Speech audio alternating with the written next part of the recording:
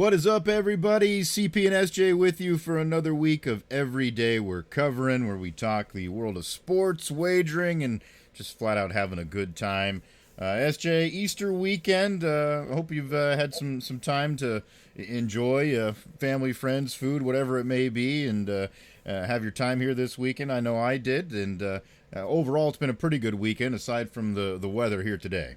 You know, unlike a lot of other people these days, I'm not much into the that British culture, with the shows and the streamings and all that. It's popular, but those Cadbury eggs, bro, I'm telling you, like, if that's all, the candy, I'm good with that, because I snagged a couple of those suckers, and I didn't even realize there was like a mini version. Obviously, of course, they have varieties of everything. But I was like, this is kind of right at my alley, because I can have a couple three and not feel so bad about those. And it has a little less yolk in there, whatever they call that, the innard. So, like, it was a little bit better, like more of my style. But, yeah, I'll mess with those Cadbury's. So I guess it's been a good day. I had a couple of those, so can't be too mad about that. Yeah, I agree. I've always, that's been one of my things for a long time. I love those things. But, the minis, it's almost like the perfect bite. You get everything, and and you're not like, it's not oozing down your hands because you're trying to keep it all in there. Yeah, it's well, even just the sight of it sometimes kind of like, it's candy, so you're kind of like, you're at your own risk to begin with. You're like, I shouldn't be eating this anyways. But then when you see that, like, you're like, yeah, I really definitely don't want to finish this thing. But, you got to power through. But with the little minis, it's a little easier. And then, it's like, well, got a little bit of I guess more with those, it's like as good as you're going to get for like a prepackaged thing, a little bit real ingredients, if you will, something a little bit more with that. So not a bad day when you're able to down a couple of those, and maybe find a plastic egg or two with a couple folded bills in there. Yeah I know the kids came away with a damn haul of all kinds of crap, but and of course, it's like it's all the stuff that it's like, damn, it's impossible not to eat some of it, because it's like, it's just so damn good. Like obviously the Reese's eggs, like that's another killer. I've come to really love this year too, that I never had these that much before. I don't know if they were just not as prevalent, but the Robin's eggs. It's the Whoppers with the little candy shell. Oh baby, those are dynamite. I love those bad boys. Speaking of new discoveries, at least for me, I'm maybe behind the times here, but there was you mentioned the Whoppers. You get them in the little carton at Easter usually, but this was Hershey's just straight milk chocolate eggs in that same type of carton. Those were money. Like, I'll have to say that. And that was a good find there, at least on my end. And it's always like you gotta do the test, right? I gotta make sure nothing's wrong with this candy, Sonny.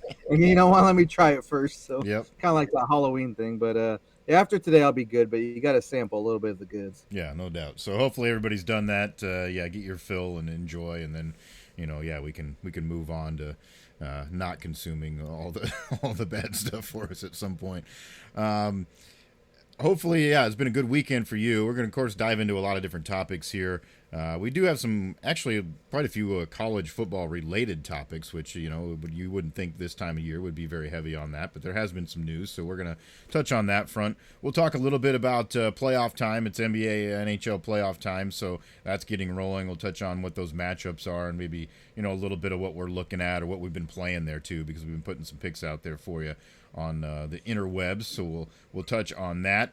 And we've got some other fun stuff in store here for you as well. As we get rolling, of course, we always like to talk about what's fueling the podcast. And SJ, I know maybe it brings up a little bit of something different, perhaps, and being a holiday weekend. I don't know what your kind of traditions are. And I had some of the family over yesterday, and they were mixing up some sort of concoctions. Of course, I'm on my own little personal hiatus here, so I stayed away. But they were having a good time. I don't know what you have going on over there this weekend. I was gonna say, when we were talking about the candy, you're kind of in luck because you at least got a few more calories to play with there, with no beer coming in handy, so you don't have to feel as bad with the sugar. And honestly, I was gonna bring that up a little bit. Drink different beverage of choice drinking. Honestly, this isn't even like anything that's like tradition with whoever I meet up with or any type of family thing, but I don't know why it felt like it sounded good. Or maybe last show we talked about the kind of branching out and trying a few different cocktails or different drinks, and I'm rolling with the sangria today, like a little bit something different. Like I mean, I was like kind of, that blood of Christ theme, maybe, Mm-hmm. if you will. But I was, it just sounded good. I was like, we'll try some of that. And I don't even know, so, we do the shout outs. I don't even know the brand, the type to make, but you can't really go wrong with that. And, get yourself a nice bottle, even better, brew some up yourself Oh there, yeah. mix them up and just let it sit all day. Cause that was the one I have. Again, wish I knew who made this one, or, whatever the brewer, or, the winemaker, whatever you want to Mm-hmm. call it is. But it almost tastes like, it's kind of like when you have it sitting out and the fruits in there all day, and you kind of still can taste it. They did a hell of a job with this. If Yeah. for being like prepackaged type thing, you can still kind of feel like you're getting that taste of the actual like fresh fruit and the real food. So that's kind of nice. So that's why I've just been like, let's try it. Oh, this ain't bad. I might as well knock that bottle out Yeah, tonight. yeah. That's a good spring vibe too. It's something a little fresh. Kind of, I don't know, get you in that mindset for sure. I can appreciate that. Yeah, and we've done that a few times. It's been a while, but that used to be kind of our thing. Whenever we have a little gathering, we'd whip up a batch of sangria and have the whole chopping all kinds of stuff and throwing it in there. And damn, that's man, Yeah. you get it right, that's good. People really love it too. It doesn't last long, that's for sure. Hell no. And that's the nice thing too. It's one of those things like, well, you like this, you don't like this. You can kind of mix and match and kind of make your own little concoction or potion. Like, I know maybe different style of drink, and I don't even know if this is labeled or anything, but you get yourself big piece of fruit like a watermelon or something. Kind of mix a punch in there. That's another thing I'll probably be on here in the next couple weeks with the weather finally warming up. Just that makes honestly like good drink, but also just kind of like that experience and just that feel of like nice weather, summertime. It makes it even taste that much better. Yeah, and obviously, as I have chronicled here, I'm not partaking at the moment, but I have been doing some research because obviously when you do these types of things, anything, you go on a diet, you go on a hiatus from anything, you start to see how prevalent it is everywhere in your life, like noticing where the ads are, where it's coming from, who's having what. So yeah, I'm sort of like, I've kind of been poking around, like, oh, what's the new summer things, or what summer beers do people really love, or what's kind of the ones that people rate high, that kind of thing. Just trying to get an idea of what to try to track down at some point. And I found one here, and I've never seen, and maybe I won't be able to get my hands on it, so I don't know. But anyways, it's a brewery out of California, and I saw this in a list, some random website or whatever. Their 10 best summer beers that they've reviewed or whatnot. And I thought this one sounded interesting. And I was like, I hope I can get a hold of this at some point. It's Anderson Valley Brewing. They're out of California, and they've got one that's called the Summer Solstice. So it's supposed to be more of a wheat beer, but they said that it's got some kind of notes of like vanilla and coffee going on with it as well, which kind of sounds kind of different for what you would think, summer. But the review was kind of like, this is more of a, whenever you think summer beers, you always kind of think fruity sometimes, because that's the way it goes a lot. You get that mix. But they said, if you want something that just kind of tastes like warmth, summer warmth, like this is the one. So I'm like, all right, I'm interested. I'd be down to try that. It does sound good and refreshing. And maybe if it is just kind of like those hinted notes, then I could see how it still stays on that light summer side of things. So I don't know. We'll see if I can ever find it and track it down. I obviously maybe not available in this state, but when I'm traveling somewhere else, maybe I'll be able to hunt it down at some point. That'd be interesting for the fact that when you think of like, coffee or that type of flavor, it's always like a dark beer or, a stout or a porter Yeah. usually or something of that nature. So I'd be down to try that as well. And, talk about finding things and, what everyone's into. It's like, I've seen a lot of like, not, I don't know if you want to call it that. I guess you got to get specific about certain things, but a lot of the, Long Island or tea things have been popping up lately a lot. Just, it's kind of like the new trend here. Let's get or like the like the super light beers, like almost like Mm-hmm. the Mick Ultras. That I guess kind of summertime you think about being outside, being active, kind of getting those those going again. And I always bring it up, man. Boulevard, whoever's listening, bring back fucking Easy Sport. Like that that drink was money. Like I don't know what happened there. For all the beers you make, you got to bring that back at least one time because that was the best, like whatever you want to call it, like ultra light beer I've ever had in my life. I know they came out recently with like a Boulevard Light, which is kind of, so I'm kind of giving up hope that it'll ever come back. So that was a sad day when I saw that. But that thing was beautiful. You could not beat that. That was so good. But I mean, as far as you go, I'm waiting for your local places to start sending you some deals here, and being like, hey, you haven't been in for a while, you're doing okay. Let's see if you can get some some really good and then just stock up for when your 30 days is up and you can go crazy. There you go. Yeah, I mean, maybe that'll happen. It'll start to worry about me a little bit. So interesting stuff. And I do agree that trend is definitely on with the light stuff. I mean, you mentioned I've seen the ad for the Boulevard, and then also, of course, the new Sam Adams that's in the variety pack, and I see they're selling it on its own now too, which I immediately after I had the variety, I'm like, why don't they just sell this? And yeah, they are. So there you go. It definitely seems to be a little bit of a trend in the beer world right now. So that's what we're sipping on as we get rolling here, or at least looking at and being intrigued by. Let's get into some topics. We'll start here with the NBA and NHL, just to kind of, because it is an active, sport that is happening at the moment that we'll pay a little bit of attention to here. It's not necessarily, I think, either of our like huge fortes, but we do enjoy watching anything that's playoff related. And so the NBA's gotten underway.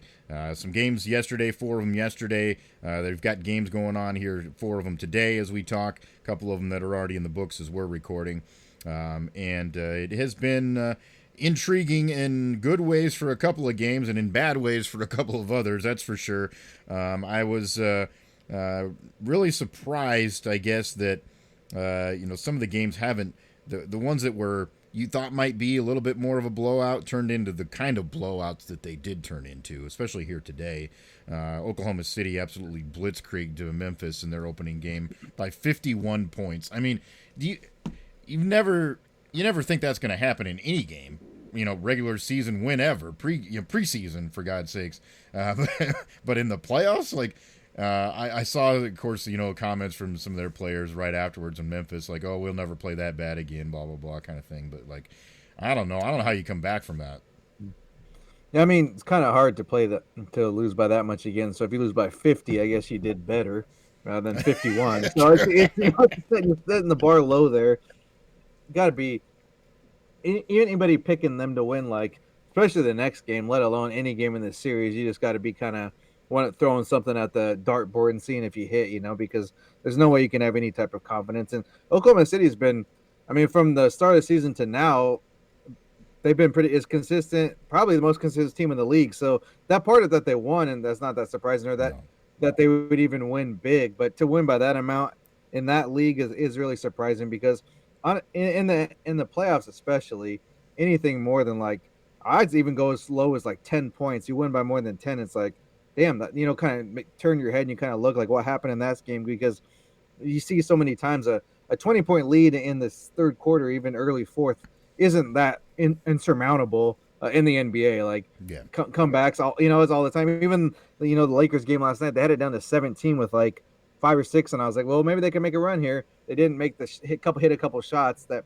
could have pushed them there, and they would have at least made it respectable. I don't think they're going to win that game, but you end up losing by like 9 or 10 instead of whatever 20, whatever they did. So that happens almost on a nightly basis, just with the talent in the league and how it's spread across, and how much offensive firepower there is.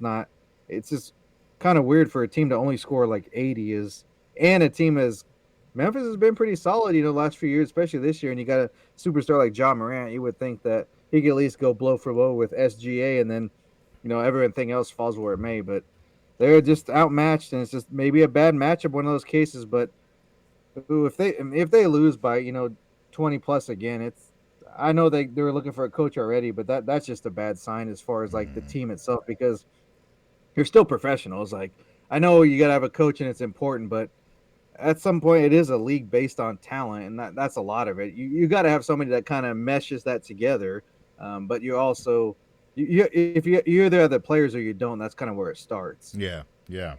And of course, along those lines, we talked about the oddity that's going on there in Denver. And obviously they end up in a wild affair in their first game. They were in control, and then it ends up going to overtime, and they win it by 2. Just Hey, and guess what the line was there? I'll give you one guess. 2.5. 2.5. Yep, there. And they had it won easily. And like, what is? I'm like, of course, only the people that had, a hand in that play where they don't make that 3. No, they didn't care. Again, wide open 3 because they just want to win. And they also had no business going to overtime. They had the ball with about 15 seconds left and didn't get a shot off. Westbrook thought the better idea was to like pump fake and then step back, and then he couldn't get a shot off. So he was already midair, and he throws it off Harden's ass and tries to catch it and get a shot off. And when he goes to get the shot off, he just loses it. So within 15 seconds, you don't get one shot off. And also, you got Jokic and you got Murray, let alone like Brown, or maybe even like you go inside the Gordon. Yeah. I mean, I would take those over. Westbrook's about your 5th, maybe 6th option. Even when he's on the court, he's probably the 6th option. So I'm just like, what do you? I know he hit a big 3 a little bit before that, but that was kind of like don't. What are you doing? Don't shoot it. Oh, good shot. When it went in, it's one of those things like, what the hell are you doing, bro? And it's like, yeah, that's a good shot. He was open, so he had to shoot it, but it wasn't like I guess he thought that. Sometimes that's one of those like, kind of like a gift and a curse when when it's a team that you like. It's like, don't shoot it. They hit a 3 and then like, they're gonna shoot it again. It's coming. So to me, that one of those situations. Like, of course, he's got his strengths and he's been in the league for a while, but I don't think no one thinks of him as like a 3-point threat. So, and it was tied. There was no reason to shoot a long jumper. Go to the hoop. Exactly. Yeah. Yeah, sometimes those. Yeah, I mean, we've seen obviously throughout the NCAA tournament, we had so many questionable decisions in that regard. It's like, what are we doing in these late game scenarios? But yeah, another one that didn't go wild. And how much do you credit to that to a team that doesn't have their coach anymore? I mean, that's exactly what the kind of scenario that they help with. You hope so. Interesting. I think it was the elevation. That must have been the only difference. They only mentioned it about 35 times the last 2 minutes. Oh, good. Pacers beat the Bucks, so they're up 1-0 in that series. It was a pretty good run there for Indiana. They played well. The Knicks 123-112 over the Pistons, so they're up 1-0 in that series. And then you mentioned already the T-Wolves knocking off the Lakers late in the late game last night. The two we already mentioned, the Thunder today, and then. This is one I had to play on. I thought that the Magic at least would hang around. They were getting 12.5 against the Celtics, and not by any means do I think they're going to win the game, but staying within that, you think, that's not ridiculous. Like losing by 8-10, probably pretty reasonable. But Derek White decides to go off today. He scored 30 points, made 7 threes. So that certainly helps the cause. And they win 103-86. So, yeah, there they'll go because there's that idea to hell. The game is in progress right now as we're recording. The Cavs are up at half by 8 over the Heat. So that game's in progress. And then the Warriors-Rockets play later tonight. So those are all the matchups that are going on there in the NBA. Certainly I think it would be hard to say, in my opinion, I don't follow it closely, but to say that anybody other than the Thunder are the prohibitive favorites, I think you're being unreasonable, but just because, like you said before, most consistent team throughout the season, and obviously you play a game like that to open it up, you're kind of making a statement that you're focused and ready to go. So they would be one that I would probably say pretty heavily, favored to look at. Obviously the Celtics are still good. They're ones to look out for. And I don't know. Obviously, I think I have a little bit of biased lean here because obviously I am a Halliburton fan, but I like the way the Pacers are playing right now too. They seem to share the ball really well. It was fun watching them for a little bit yesterday. Moving around. Got a lot of guys I think that fit different roles well too. So anybody, I guess, SJ, that really stands out in your mind as ones that might be able to take this thing? Well, I mean, Cleveland's the number 1 seed in the East, but it's just like it's still hard to be like. I mean, they don't have like that. I know Donovan Mitchell's there and a couple bigger names, but it's like you don't feel like I think they're just gonna they'll be in the finals for sure. I don't think anybody said it, even with a team that's won 64 games. So outside of the Thunder, it's like anybody else, you'd be like you're kind of still taking a chance there, taking a long shot on anybody. As far as like you mentioned, the Pacers, a team that's been playing well over in the West. and I don't like them at all. I don't kind of hate them honestly. But the Warriors have been man, they like lately just. I mean, you get that offense cooking, and it's you're gonna have to match them point for point because they may take some dumb shots and they may go on a stretch here where they're not looking too good, but in 2 or 3 minutes they put up 10 to 15 points, and you're like, what the hell just happened? So that's a team that I'd say I wouldn't want to face them, and I'm kind of glad they fell where they did, so that of course being a Lakers fan don't have to see them at least until the second round, because when they get going, especially with they've been able to find some offense, because that's always been their thing anyways.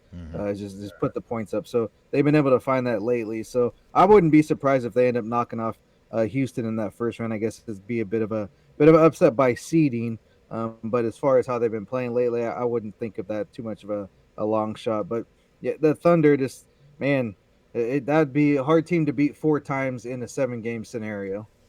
Yeah, that is very true. So we have been, as we mentioned, making some plays here and there and putting that stuff up there for you on Twitter. So if you follow along at SJMBets, at Cherokee CP, we'll throw that stuff up there. Kind of do it maybe sometime morning, midday, so you got a chance to make plays on those games and look at them and watch. And we'll keep doing that, I'm sure, here throughout. And it sometimes, of course, is looking at a total. Sometimes it may be looking at a player prop or a total on the game as well. Just depends on the matchups and what we like. And obviously, you can feel free to let us know what you're thinking there as well. And I mean, a lot of times too, the way I throw them out just a little more is like, I might throw it out as to show you your parlay odds, but not necessarily playing that way. So that's kind of up to you, just to say, if you really want to feel crazy, go ahead and play all 4 of these. But singles, pick a couple, whatever you feel like. But it's just a few options that we think are pretty decent or have a good chance of hitting that. That's kind of the way we're going. And even like, I mean, the other night I threw a random. It was a PFL, which is like another MMA fighting league. Hit on one of those, and then a female boxing fight, and I ended up parlaying those and won them both. So you end up getting a pretty decent return on that. So just simple stuff like that. Even, I mean, I know a lot of people think they might not think this way, or just don't even, like, oh, I'm just doing this thing or that thing. But I mean, whatever you like golf or baseball or something, make a play like that and combine it with basketball or something. Like, some things that don't really correlate, and you're going to get a hell of a return, even if you just pick a straight up winner or something like that, that where you don't have to necessarily go in the weeds with the props. Because when you're trying to, win something on just the same sport, you're probably going to have to either do like a same game parlay or kind of maybe stretch yourself a little bit more than what you're really wanting to, because I want to get some money back. And then you're like, normally you probably wouldn't think that's going to happen, but you're like, but it could. That's make the money, but it could. Don't stay away from the but it could. So, yeah, if you can, if you're just having fun, do what you got to do. But for the winning strategy, I'd stay away from talking yourself into something.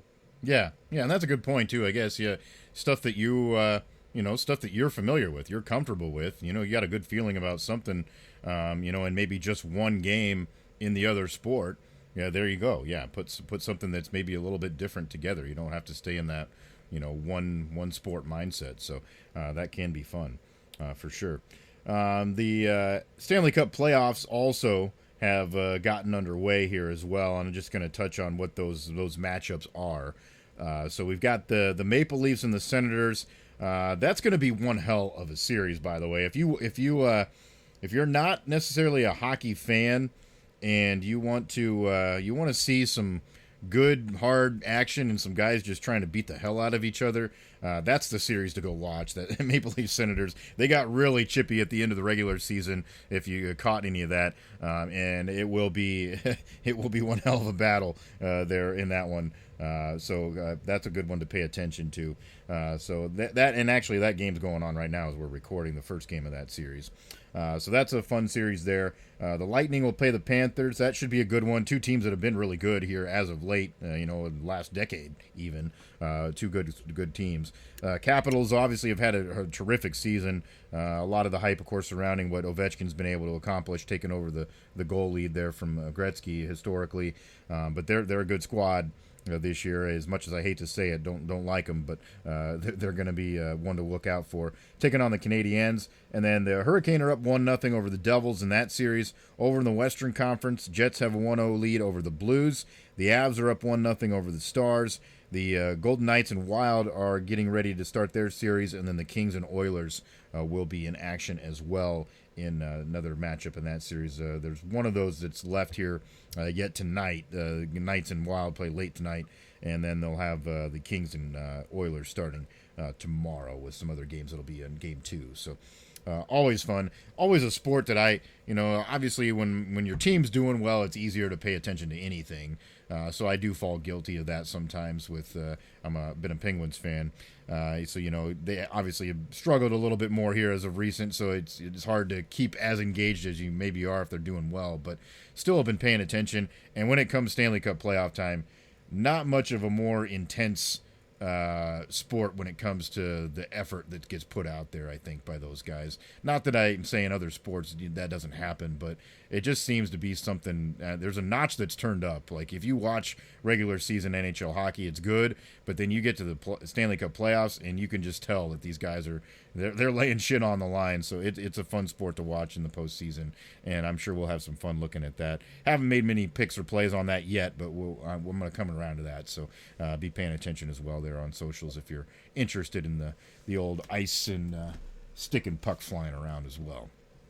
When you add to that the fact that it doesn't seem like a 2-0 or even a 3-0 deficit in a series is like that's it, it's over. There's been so many times we've seen where the team that's the pretty much done for makes a comeback or at least forces a game 7. So that does kind of builds that excitement a little more. And as far as making plays, I guess casual would probably be even too much of a stretch to say how I watch hockey, but I have had. I mean, those the totals is where I've been able to even being. So I'm kind of just throwing it out there for someone that say I don't really like hockey. Well, you don't necessarily have to like it to have some success there. Just kind of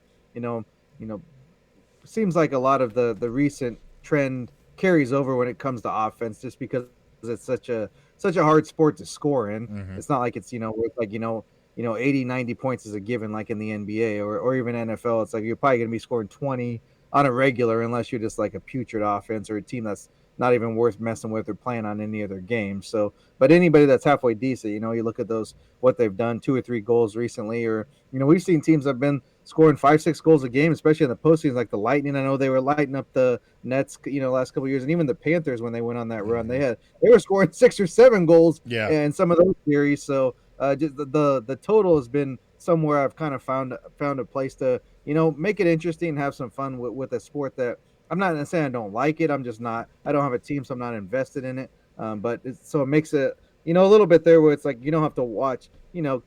Say, oh, what's the first quarter score? Or first period. In the first period, we're in it, and you say, okay, we got 3 goals here. Total's 5. I'm gonna start. I'm gonna lock in here and watch the rest of this game here. So give you a reason to pay attention to that, or maybe have a vested interest in it all. Yeah, and that's true. I guess that's another way to look at it too, as far as like your time investment as someone watching anything. If you are playing like that direction, maybe just be a period that you end up watching because we're close and gonna have a chance here in this final period. And I'll turn it on and watch for a while. So that may be a good way to go about it. Obviously, and then of course you can get into the weeds with even just doing a prop for that period too, if you think somebody's gonna score a goal in that final session. So. Some fun things that you can do with that as well.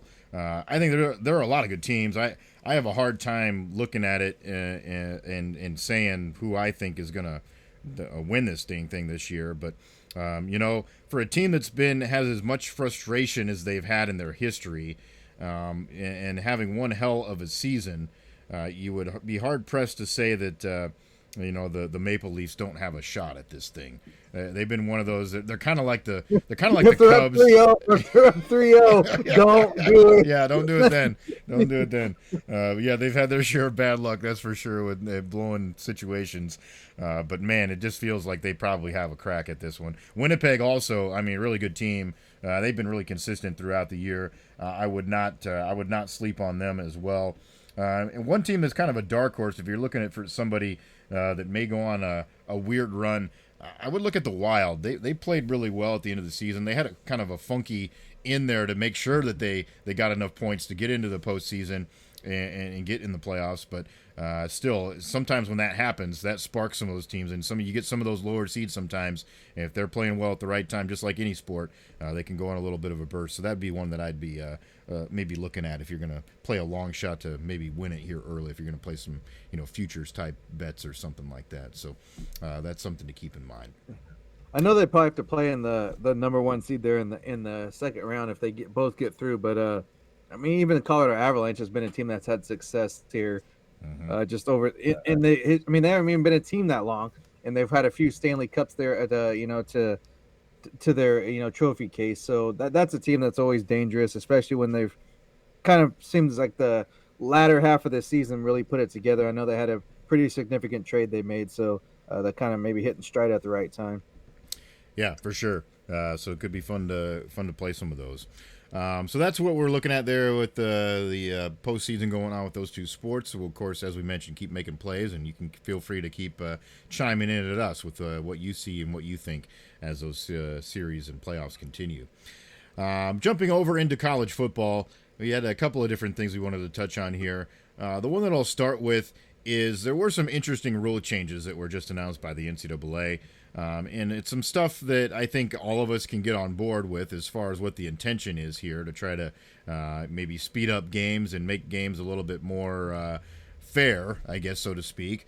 But one thing that has started to become a pretty obvious issue from time to time is teams using injuries or so-called injuries to their advantage in trying to stop the game and slow things down at key moments of the game when they don't have any more timeouts or they don't want to use them, those types of things. So NCAA is trying to do something here to maybe eliminate or at least discourage some of those fake injuries that happen to stop the game clock.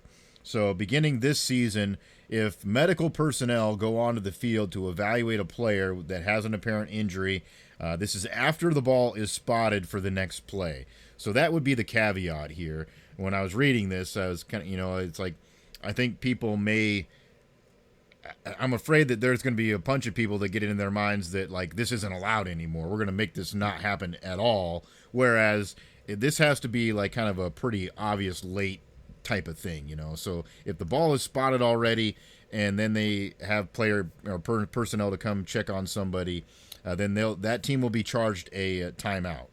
And if the team doesn't have any timeouts remaining, a 5-yard delay of game penalty will be assessed. So, it is mitigating. There are real repercussions, and I could see, especially if it's a game where those timeouts are still there, that's very valuable to teams. So they're going to try to avoid that. Now, when it comes to if they are out of them and they're just taking a 5-yard, you may even get some coaching staff that still are like, okay, we're okay with that kind of scenario, I think, in certain situations, just to stop the clock still. But at least there is some mechanism in place to penalize them because we have started to see that. It's been pretty obvious. The way that the teams have been able to try to combat this before is they have to send in tape to the NCAA, explain why they think this was a, fake injury scenario. And then, of course, they come back and slap them on the wrist and say, don't be bad boys kind of thing. But at least there's something there. And I think fans probably appreciate the effort to try to do that. Yeah, I mean, it seems like one of those times where it's like is it going to be enforced or not? Because there's been changes always to what is allowed and what isn't allowed. And it's like for a week or two, they call it everything. It's, no, can't do that, can't anymore. And then at 3 or 4 or 5, 6 weeks into the season, they just don't do it anymore. It's like, we tried to enforce it. Now it's no good anymore. So it's definitely something though that needs to be addressed because it's fairly obvious, like if you're actually hurt or not. And the funny thing is we were talking about this at a high school soccer game we were at with our daughter plays, and some kid, got, I think she was legitimately hurt, came out, but I was like, but she stayed in the game and they stopped the game and the team that she was on got the ball. It's like, well, if you stop the action, that to me, that calls for you at least need to be sidelined momentarily. Mm-hmm. Like you at least got to get off the field and then you can come back once you're okay. But, and you also shouldn't keep possession if it's the reason that, whatever sport it is. There's just an example that just happened recently why I brought up soccer, but it just obviously isn't isn't, apples to apples with soccer and football. But in general, anytime, playing sports growing up, or just, when you watch or follow things, or maybe you officiated, youth, rec, whatever leagues, AAU type stuff. It's, when somebody's hurt and they stop the game, you got to go out at least for a minute. And then you come back in, but you can't just be like, oh, I'm fine. And that's what happens a lot. And, or just, kind of, it's obvious when you're using that for timeout when someone's like standing around, then they look to the sideline and act like they freaking got shot, or then it's just called down. It's like, go down. No, like no one, the cramps don't really work like that usually. I'm not saying it's impossible, but I mean, if that's the case, all these schools, promote we got the best training facilities in the world. We got the best trainers, strength and conditioning coaches. Well, then why do you have your players getting cramps every other play here when the game's on the line? Yeah. It doesn't really add up there. So maybe that could be a question that's asked, but so that's why it's just so obvious, and it's almost just like it's just like one of those bush league things, like you're gonna do pickoff plays in baseball and you're gonna do all this kind of stuff that's, I mean, it's not really cheating, but it's just like you obviously know you can't win straight up, so you got to try to do something that's a little bit not necessarily cheating, but just a little bit of, bending the rules to get an advantage. To me, that's kind of like a weak way to go about, and doesn't seem like a true competitor in my mind. Yeah, and I think the way that they worded this too, with the after the ball spotted thing, is important, because if somebody legit gets injured and it's obvious, like we've seen that before, like Willis McGahee style, like, yeah, we know we know that guy's injured. Like, this It'd be like if he walked again at that point. yeah. Like, you got to stop the game. I get that. So then, teams shouldn't be penalized for that. That makes sense. But when it's delayed, and we've seen that, like you said, so many times when maybe they're making their way slowly towards the sideline, or they look over at the sideline and then suddenly it hurts real bad now and they fall down to the ground. We get what's going on. So that's why this is in place after the ball is spotted, if they're kind of taking their time and milking this thing. So yeah, hopefully it does make a difference, and we'll see how it plays once it's actually in game. But I do think that the timeout part of it is definitely punitive enough that I think it would discourage a lot of teams to try to do something like that here in the future. The other rule change that did happen, they are changing the overtime timeouts. So beginning with the third overtime, each team will only have one timeout for the duration of the game. So usually the way it works is you get one for each overtime session, which of course we've been used to in the past when it was the traditional lineup, 10 yards and try to get the score. But of course now we've changed the rules for the overtime after the second overtime. We go to the teams running the 2-point plays until the winner is decided. Well, the way it worked before, they'd always get a timeout. So you'd almost always see a team calling a timeout before that next one they had to run. They're drawing something up every single time, and it obviously just takes forever, drags out the game forever. So they're getting rid of that. You once that second overtime's done, you get one more to use the rest of the time we go at these things. So maybe if you do play 3 more and you legit need your guys to catch their breath for a second, you can do that and call that last one. But at least they're not doing it every single time. I think people are on board with that. That makes sense. At some point, we all love a good game. We all love things being drag out and being dramatic. But at some point, it's like, okay, we got to get this over with and decide this and move on with our lives. Yeah, you gotta get it wrapped up. And I mean, if you haven't decided a winner at that point, maybe it's just let's bring the kickers out and do a shootout like they do in soccer. There you go. Yeah. It's just like this is either they're too close or just everybody's having a bad day and can't find the end zone and get a separator there. But that seems like a good adjustment there, and kind of I would thought it was I was kind of in support of when they did what they have now. It just, you can't go for 2. You got to keep going for 2 after the second overtime now or whatever. Mm-hmm. Or when you get in the second overtime. So that's anything to speed it up. Like I do think that's good though, that you both got to have a possession, because the way the NFL does it, it's like, it's like lose the coin toss and you lose the game in some instances, and it's not really your fault. So I don't want them to take that part of it away. So don't mess with it too much, because even though sometimes we see these crazy, what was it? Penn State, Minnesota played that 6 or 7 overtime game, and then Kentucky and was it LSU or Ole Miss? Anyway, there's the SEC. Couple SEC schools had a long one a while back too. So that is a little bit much, but I'd prefer them to at least have the chance and get a get a possession and get the ball in their hands rather than like other team wins the toss because some crazy play scores in 2 plays and it's over like Yeah. and then they didn't even get a chance to answer. So it's good the way it is, but there is probably a little bit of improvement needs to be made. Of course, that's probably true. Yeah.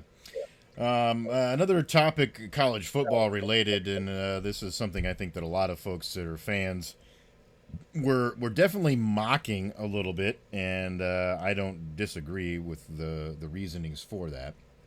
The our fine friends at the University of Colorado, of course, have made all kinds of you know controversial decisions over the last 2 years since Deion Sanders been aboard as the head coach, and I think it's I don't know. To me, it's almost like this makes sense how stupid some of these things are turning into, because you felt like at some point it's gonna get it's gonna become more about the nonsense than it is about the football, and I think that's where this is going for them, unfortunately. But anyways, they decide that after a couple of guys go one game above 500 for 2 seasons, that they need to retire their jerseys. So before the spring and before the spring game of all things is when they decide to do this ceremony over the weekend.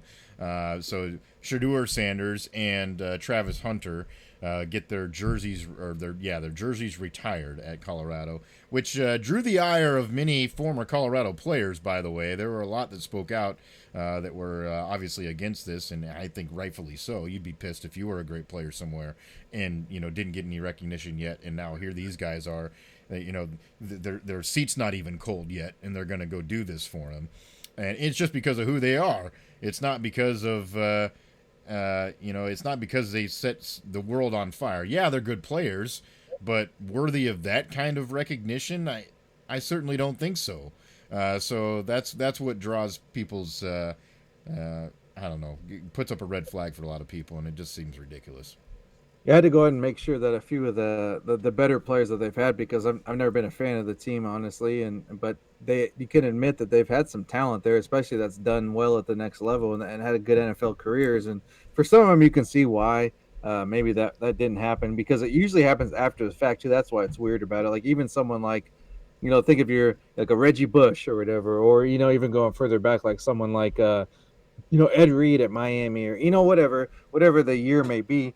Those guys didn't get it retired when they were still in college, because they're not maybe they just graduated, but they haven't played it down of pro football yet. And I guess maybe what I would think is they're going to do it while they're still popular with their fan base, because what if their careers aren't what they think they're going to be? Because I could lean that way, and I know a lot of people are high on this guy, but the last comments about Hunter was, I'm not going to play if they don't let me play both. Seems like, you're giving yourself an out already.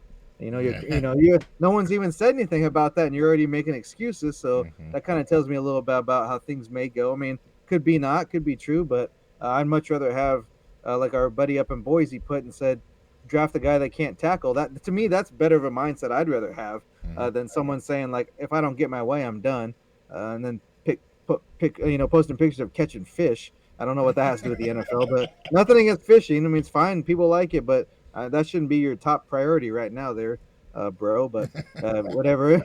But I looked to make sure like the likes of like Rashawn Salam but even like a Cordell Stewart you mentioned, he hasn't have his jersey retired as far as we could find, at least no public record of it. I don't know if there's a secret ceremony there.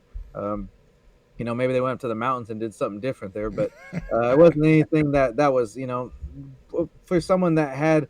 I mean, he had them about as close as they're going to get to any type of other than the year they tied and shared it with Georgia Tech. But I mean, they were a top 5 team when he was calling the signals there, and they of course everybody remembers the Hail Mary against Michigan, but I mean they had like legitimate championship level teams those years, and they're just sneaking into a bowl game and then getting the crap kicked out of them in that bowl game, and they're gonna go ahead and honor these guys. It doesn't really add up, but it also seems about right for kind of what all's gone on since Deion's been in town. So I guess you can do whatever you want, but it just seems like kind of a, and I can get what those foreign players are mad at. It almost seems like more of a disservice to. I know they haven't have a great tradition, but they'd have a decent enough teams where it's you've had some success, and you're kind of just kind of spitting in the face of those players. Yeah. Well, and for any program, really. I mean, even if you had a program that didn't, have much success at all, like, yeah, you'd want to strike while the iron is hot, I guess, as far as maybe you got a little bit of follow now where you didn't before. But still, that's still almost like, just insulting. It's like, oh, we're just so terrible that we're going to do this because, we had one good player for once. Like, you still wait a handful of years to do anything like that. So it's, yeah, crazy. And the thing that gets me about it, too, like, I saw the story today, like, of course, that it's going to be a hot topic if you do something like that. You're going to get asked questions about it.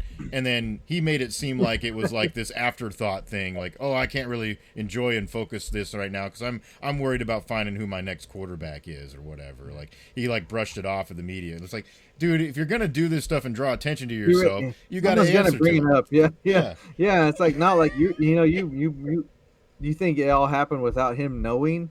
Especially considering one of them was like his son. Yeah. I'm pretty sure he had a hand in this, so know that it's going to come up. And even the fact that as much of a ass-kissing, media and whatever journalist core as that has been for that school, if they're going to bring it up, something's not right because they haven't questioned anything he's done since he's been there, and he's done a lot of stupid shit. Mm-hmm. Yeah, well, and the only guys that have been pretty much asked to not show up anymore. So that's how that goes. Yeah, I don't know. It just seems ridiculous. The idea itself is just, I don't know, insane. We'll see what happens with that school. But I just really, I don't know. I think there's some things going weird there. I don't know if you saw, there's already been kind of situations where he, like, called off practice one day because he got so pissed, about how they were playing or whatever. And, they had film of the first meeting, where he's carrying on about you can't wear this, can't do that kind of thing. And it's like, I don't know. It's such a, there's such a, like, juxtaposition of, like, where you're going with this. Because if you are that kind of coach, fine. Like, I don't, whatever. And if kids know that and understand that and they go there and they want to be a part of something like that, that's great. And if it works for you, we've seen plenty of other coaches that are kind of old school hardcore like that. That's fine if they know what they're getting themselves into. But then when you say that stuff and you act like that in private, but then when it comes game time, you're rocking chains and driving the Lamborghini and dancing in the locker room. It's like it doesn't really add up. That's the thing. It's like be who obviously you don't really know who you are because you're trying to do both at the same time and it's not working. And maybe you realize that worked at Jackson State, kind of being the flashy, who he was. But now when you're playing big time football, it's like, well, you got to kind of, there's got to be a little bit more structure here and a little bit more attention to detail and down the line. And now you're trying to kind of reset, and it may not work with players that you brought in based upon that other mindset, and now you're trying to make them somebody that they're not because they came in with the assumption that they were going to be sitting on the little chair with the what the hell ever they called that, and because everyone's got it was a morph of the turnover chain, whatever they called theirs there, but doing all this stupid shit, and then you're trying to say, oh no, we can't, got to get your hair cut, you got to wear a shirt and tie, and you got to do this, like those things don't go together. Yeah, I don't know, it's odd, definitely odd for sure.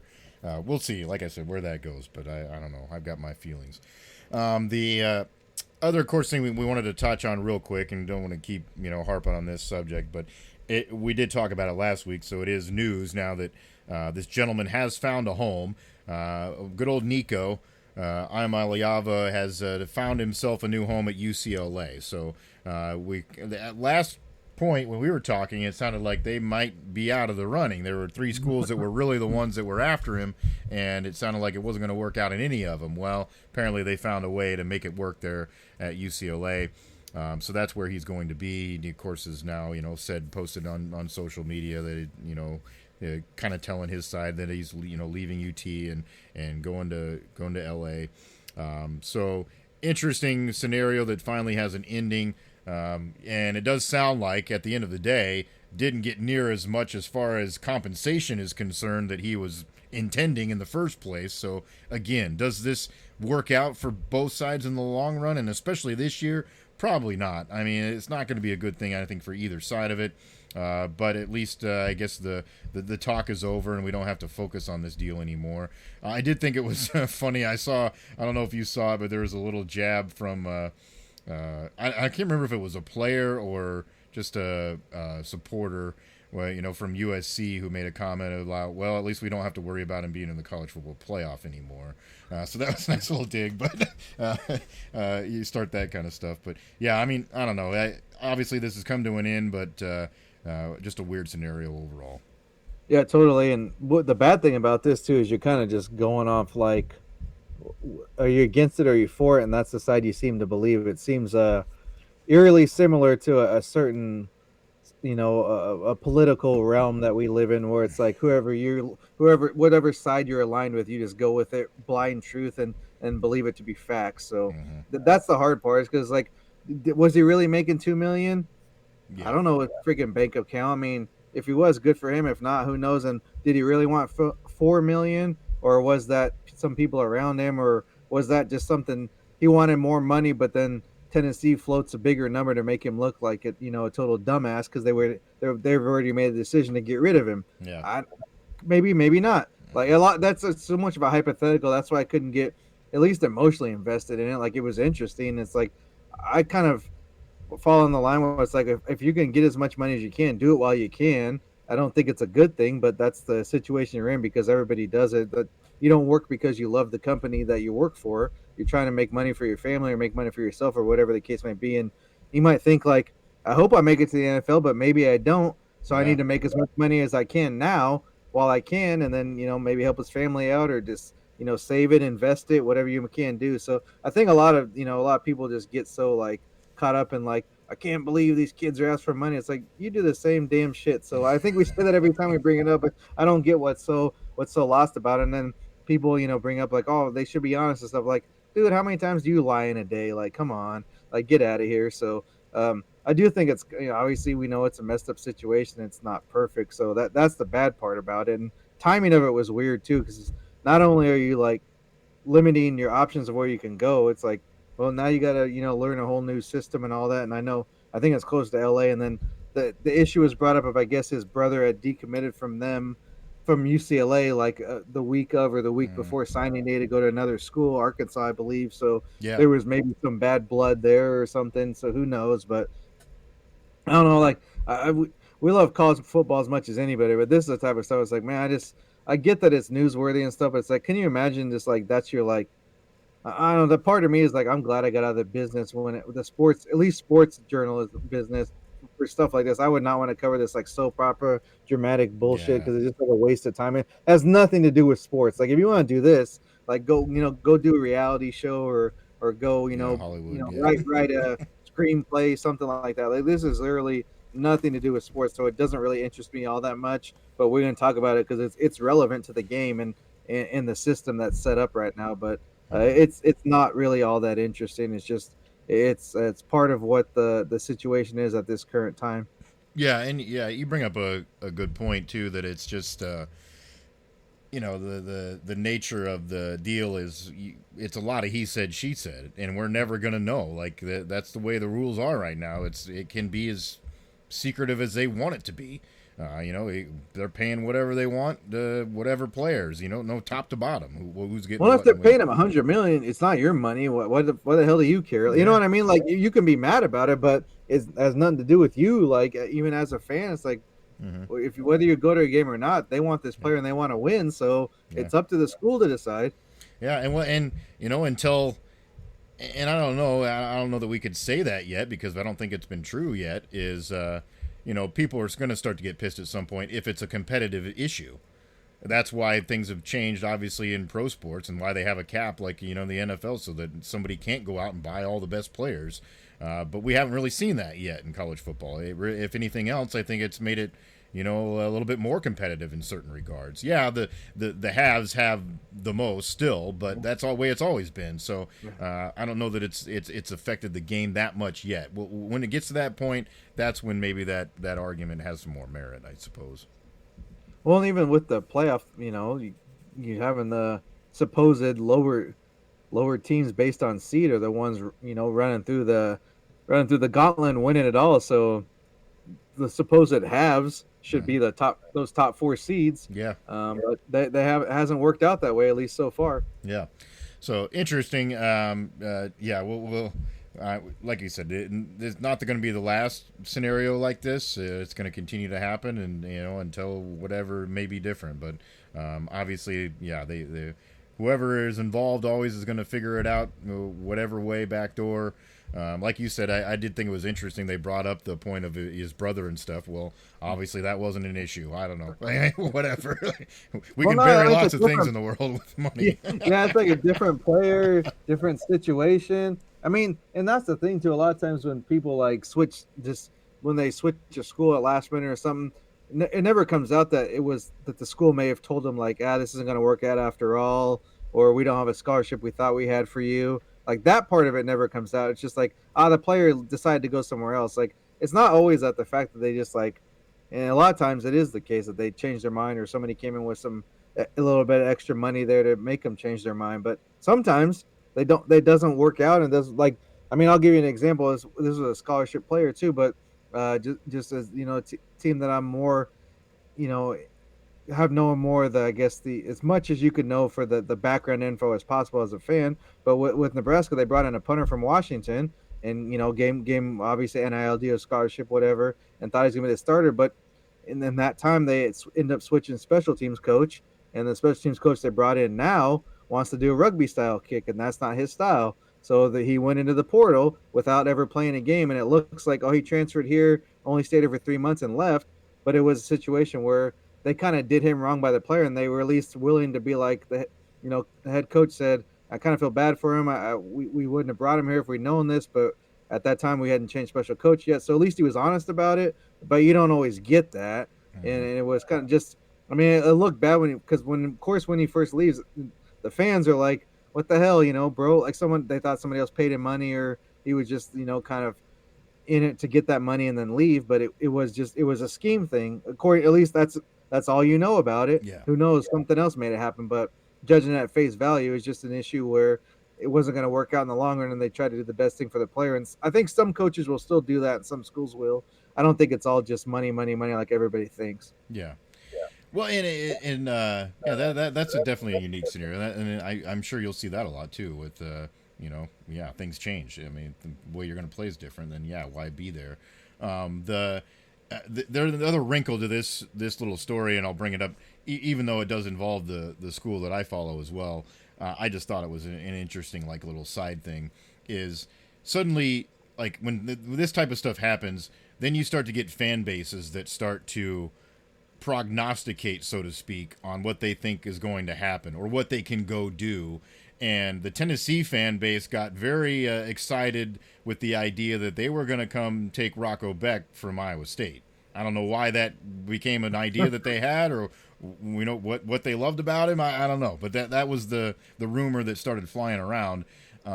Obviously, that didn't happen, isn't happening, but I think it speaks a little bit too, because I'm with you where I'm not going to blame the kid for playing the cards that are dealt and playing the system to go get the money that they want at the time.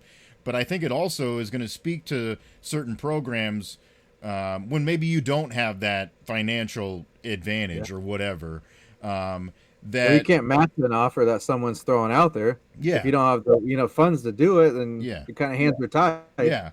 But it also, I think, is going to be, you're going to start to see the programs that maybe do have, a little bit of better of a coach-player relationship type of scenario, or, they've created maybe a better, somewhat team atmosphere type of idea, because that's what they have. That's what they have to do to try to keep these guys. And I think that maybe speaks to, too, how some teams might go after who they're looking for. The types of people. They're going to study the type of person a little bit more maybe than they are just the player themselves, because if they understand that this guy's been shopping around to begin with just to try to get the best deal, then maybe that's not the type of guy they know that they need to go after, because they feel like, well, we're not going to probably keep him at the end of the day anyways. You fit the type of individuals that want to be at your program and probably are more likely maybe to be loyal and stay there. Yeah, you're going to do your best to still give them what they deserve for sure, through your collective whatever you can.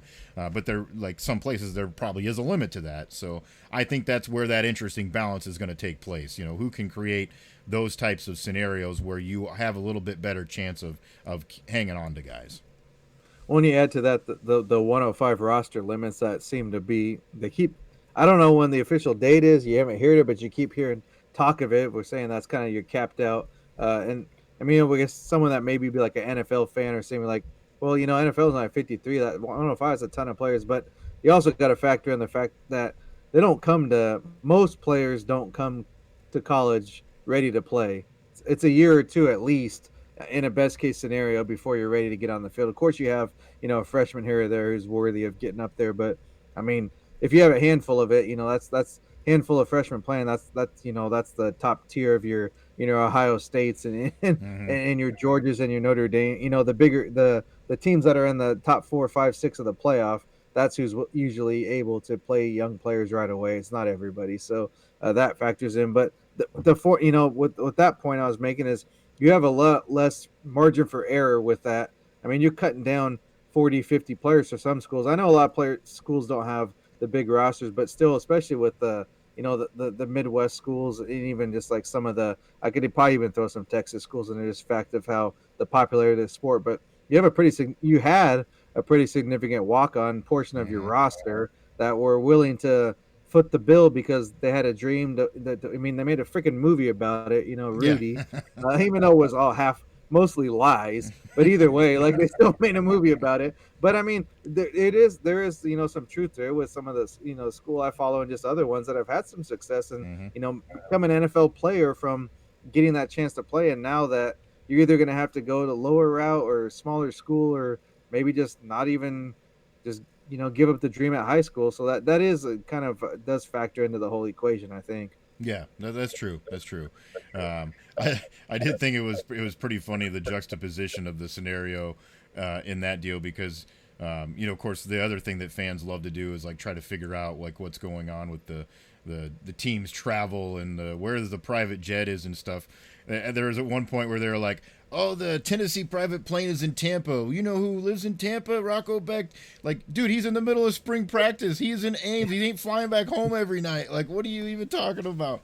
And then the next day, they were posting a story about him, at the local pediatric hospital donating Xboxes to play with them. So, like, this is the total. But they knew they had to put it out though to like actually like say this is so ludicrous. Yeah, yeah. No, they knew that they seemed stupid, but it might have been something where they wanted he wouldn't, because a lot of people do this charity stuff for the pats on the back, but sometimes it's not always that case. Mm-hmm. So it might have been a deal where they just weren't going to post anything about it. Yeah. But they're like, everyone's talking, so we got to say he's here, and it's not. Yeah, that's. I know a lot of people like live by that, but that flight tracker crap, man. Like whenever there's a coaching search or anything, I'm just God.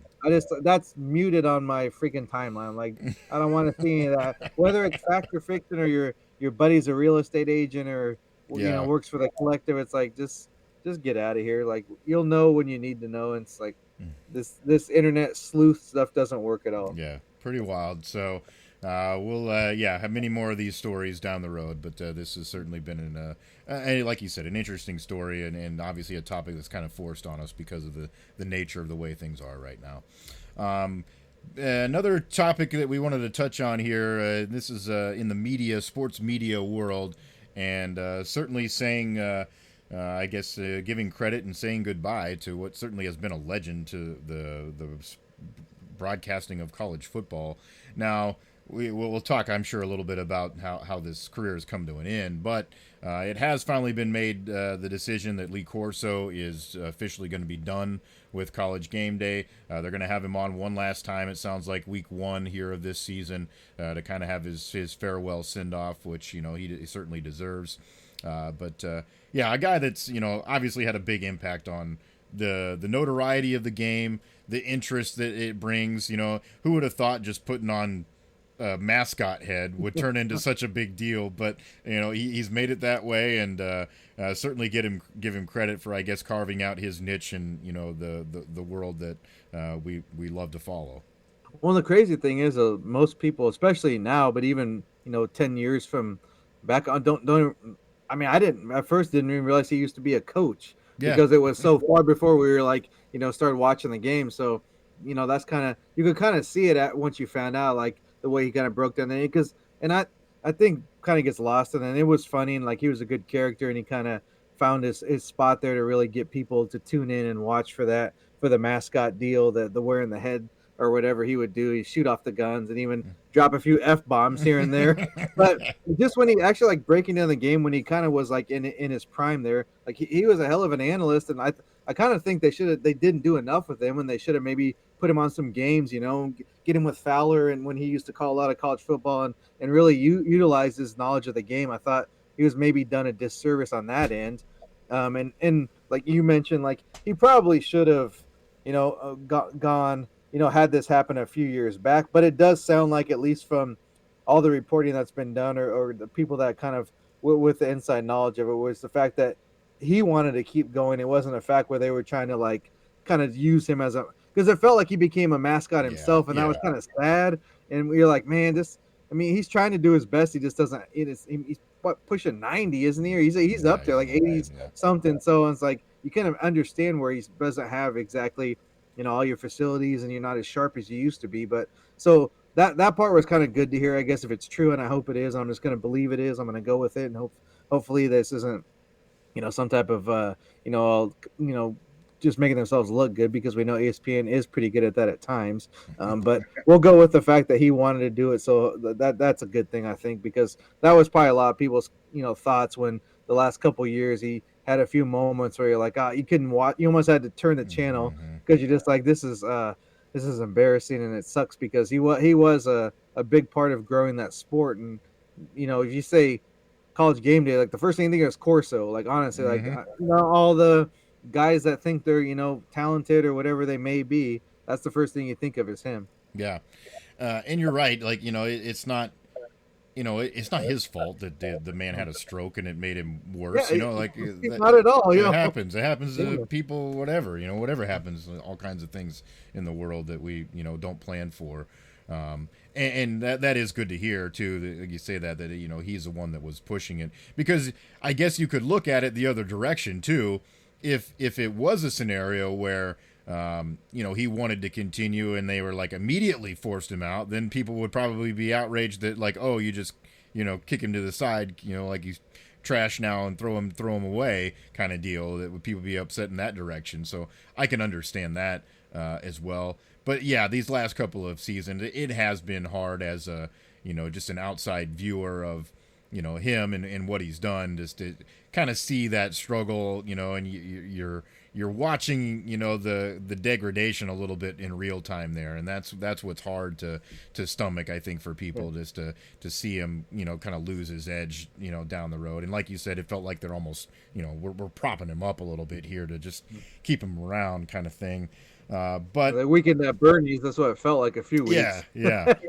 Well, but you mentioned degradation. It's like part of it's like, I don't know, the show itself is almost needs a reboot or a reset, or maybe let's just do something different, because I know that it wasn't like all about him, but it's like, what are you really, besides that kind of like comedic spot of it? And now they got 65 people on there, and they got some Peloton or CrossFit person, whoever she is. No disrespect to her, but what is she? What tie does she have to the game, hosting the activities and going on the turf and doing whatever they're doing there? So like, I don't watch it as much as, so maybe I'm missing something. I just catch pieces here and there, but and I guess maybe that's saying, and all it needs to say right there is someone who college football is like the number one sport and thing I'm interested in most of all leagues. I don't even watch one of their, I guess, marquee shows that's been around for decades. Yeah, I mean, and I think that has changed, and sometimes I think that's just part of it's natural. Like things wear off, or things are not as important anymore. Lifestyles change. I think that's a big part of it too. People are interested in a lot of other things on game day sometimes now too. But I think it does still have its niche, and it's still people still here and there you'll get things talked about. But I agree, it has morphed, and how can you get back to the, I guess, the basics of what it's supposed to be about, the stories about the players and about the breaking down the games and the actual matchups. Probably needs to be a little bit more of that than the some of the things that get mixed in there too. But Yeah, certainly, it certainly will be different without him. Even though it has, like we said, been kind of a little bit sad these last couple of years to see where he's gone, but knowing that he's not ever going to be up there again is certainly a sad day, I think, for most college football fans and most fans of media coverage in general, I guess, for the job that he did. So. Hats off to Mr. Corso and what he's brought to the game of college football. We'll have that one final send off, and I hope it goes well for him in that scenario.